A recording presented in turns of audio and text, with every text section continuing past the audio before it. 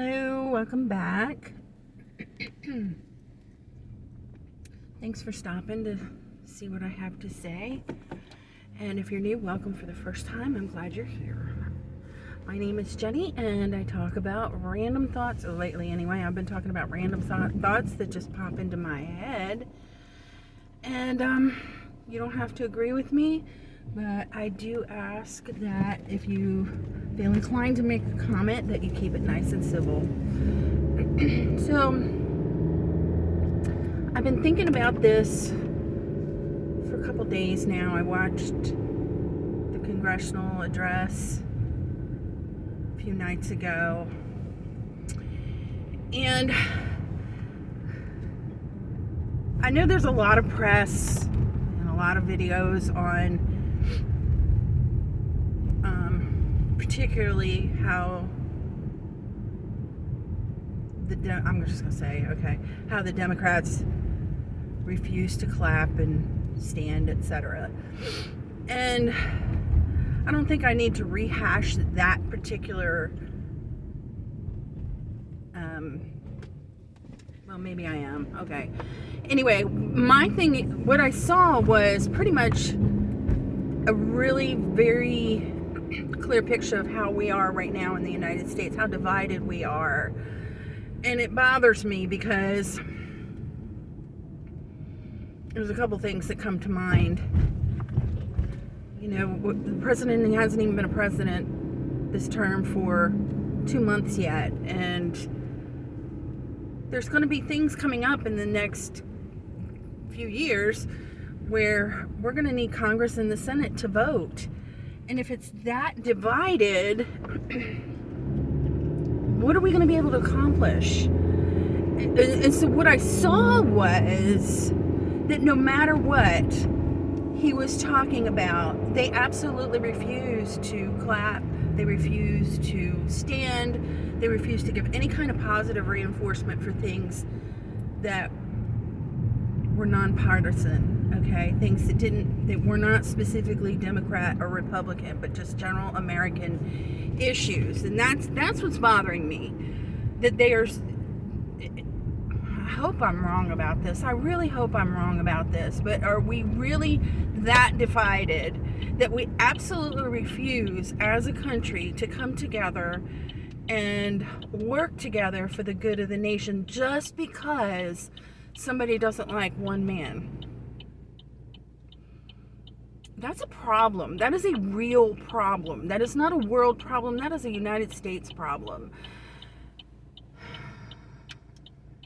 See, the thing of it is, okay, we had an election. That's the way we do it here. We have an election. People run for office. Somebody wins. Somebody loses. It happens every single time. It's been going on that way since George Washington. There was an election. We voted. It happens. It may not be what you like, but that's the way it is. And you got to get over it, because we still have to manage to run this country. And I'm saying we, like you and me too, because, you know, right after this election, I saw people saying that they were going to cancel Thanksgiving, that they weren't going to show up for Thanksgiving because their family voted for the person that opposite whoever they were voting for. And that's ridiculous. That is ridiculous. We cannot continue on like this with this amount of division within our own country. This is not healthy. It's not healthy. We need to come together. We need to... Talking is okay, but you need to listen too. And sometimes you just need to agree to disagree, okay? If it's not an earth-shattering, life-saving measure, you just need to agree to disagree. But more than anything, we need to find out how we're going to work together. It doesn't... We just need to come together and have some pride in our country, because really, honestly, this is not something to be proud of, this amount of division. And I hope that it's temporary. I really do. I hope it's temporary, and I'll tell you why. It's been going on for a long time. It didn't just start with President Trump in this election. It's been going on for a very long time. And there are countries around the world that are watching us pick at each other and fighting amongst ourselves. They don't see unity in this country. They don't see it. They see us tearing each other down. And that can work to their advantage, you know. At the very least, it distracts us from the things that are important. Makes us look at the trivial matters and not working for the common good. And I'm not saying that it's, you know, going to be perfect. It's not going to be perfect, okay? We live in an imperfect world. But we need to start looking at things from a different point of view. I really believe that. I really, really believe that. We're in trouble here. And I'm hoping, oh Lord, I hope, as ugly, and I think it was ugly, and I'm sorry, I do. I think it was ugly, especially the way they behaved towards the people who were guests at that speech.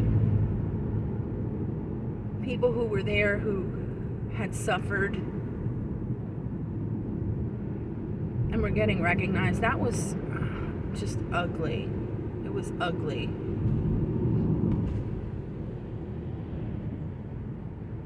And that's what I'm getting at.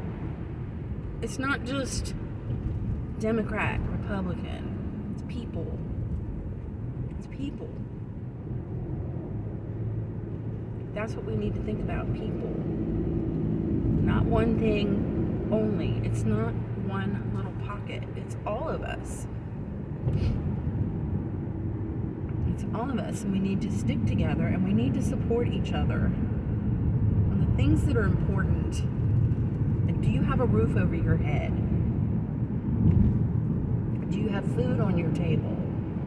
Are you able to have a job? Are your children healthy?